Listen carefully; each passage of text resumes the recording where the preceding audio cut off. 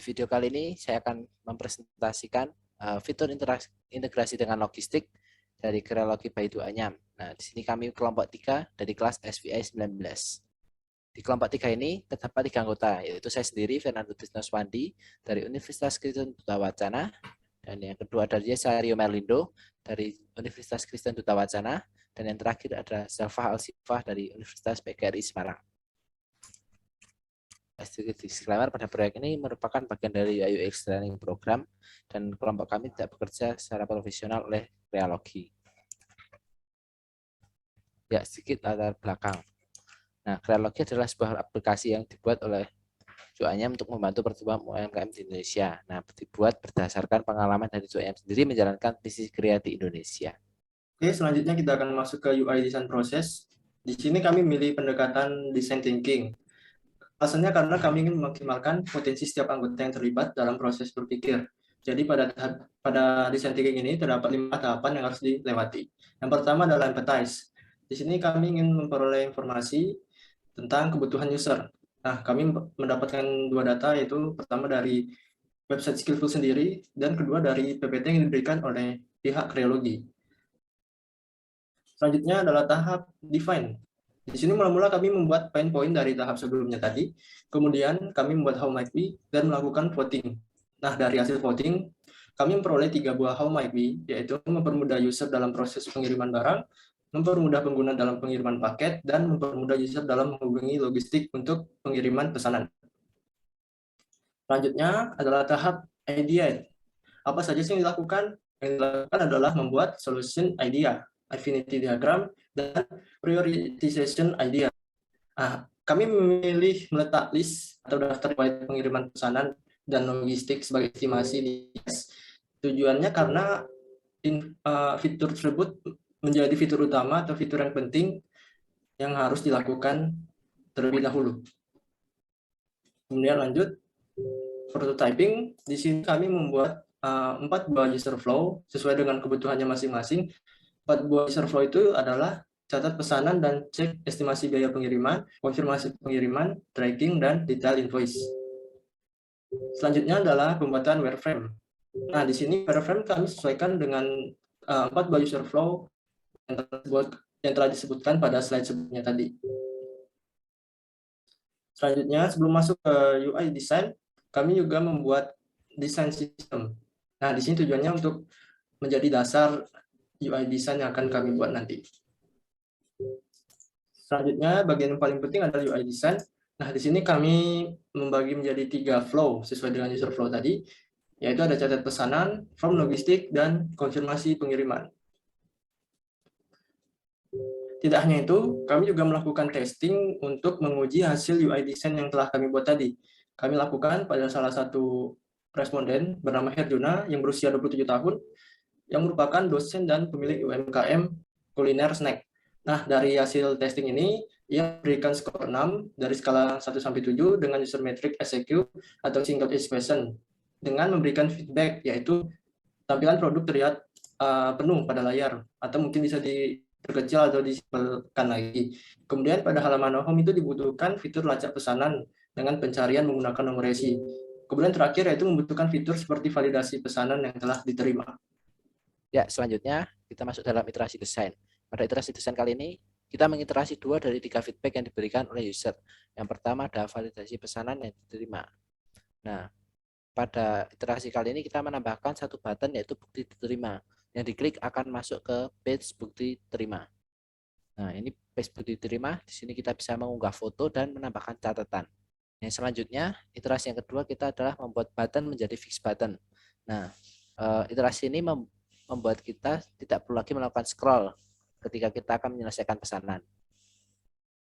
Selanjutnya, saya akan melakukan proses prototyping dari mulai mencatat pesanan hingga melihat detail invoice.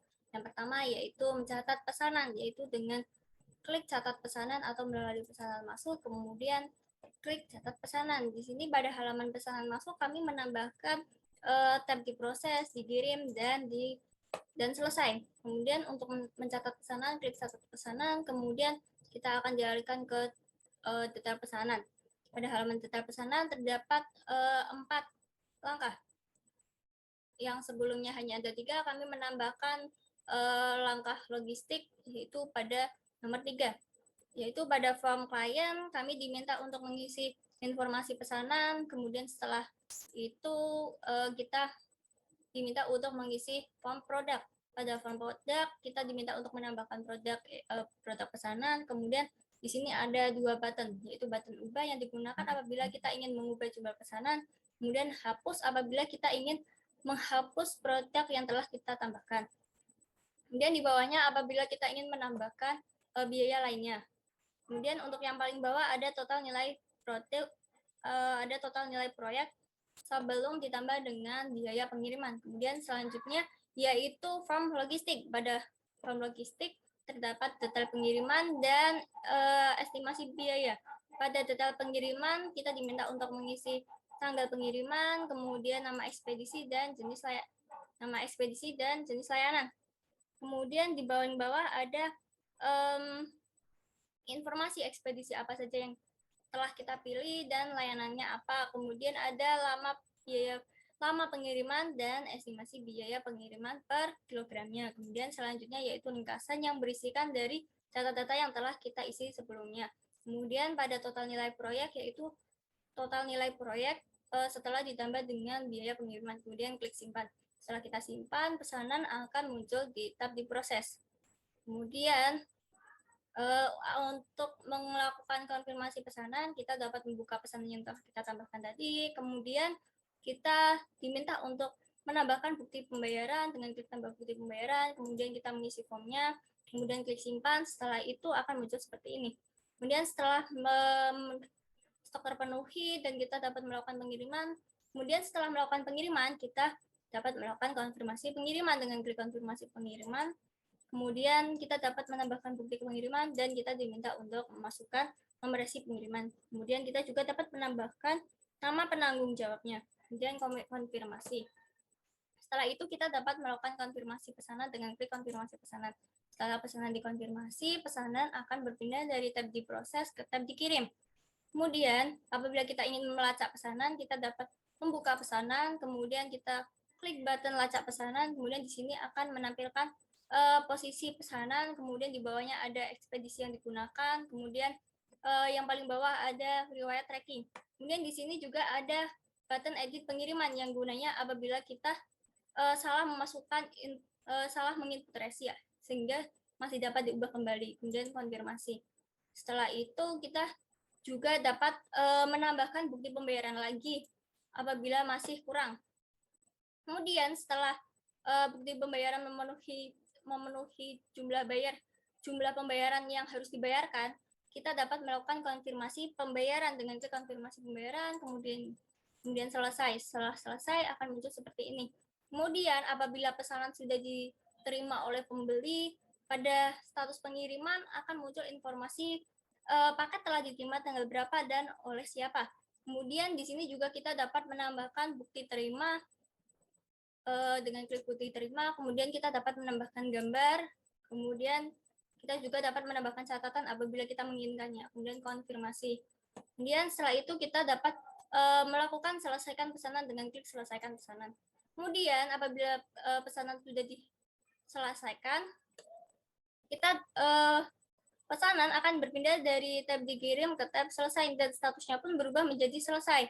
Kemudian apabila kita ingin melihat detail invoice, kita dapat membuka pesanan, kemudian detail invoice akan ditampilkan. Di sini juga kita dapat menghubungi pembeli apabila kita ingin menjalin relasi dengan pembeli dengan klik button hubungi pembeli. Kemudian di sini adalah barcode dari interaktif prototype. Ya, yang terakhir kita masuk outer. Pada kesimpulan kali ini, ditambahkannya fitur integrasi dengan logistik diharapkan dapat meningkatkan performa aplikasi dan meningkatkan minat pengguna untuk menggunakan aplikasi Crealogy. Refleksi dari kelompok kami adalah komunikasi dan kerjasama tim merupakan kunci keberhasilan dari tim kami. Next step atau kami setuju bahwa aplikasi ini memerlukan pengembangan seperti fitur marketplace yang sempat tertunda. Fitur tersebut dapat melengkapi fitur integrasi dengan logistik yang ada dengan penambahan fitur lainnya seperti pick up pesanan, input resi, otomatis oleh sistem, dan sebagainya. Sekian presentasi dari kelompok kami. Terima kasih.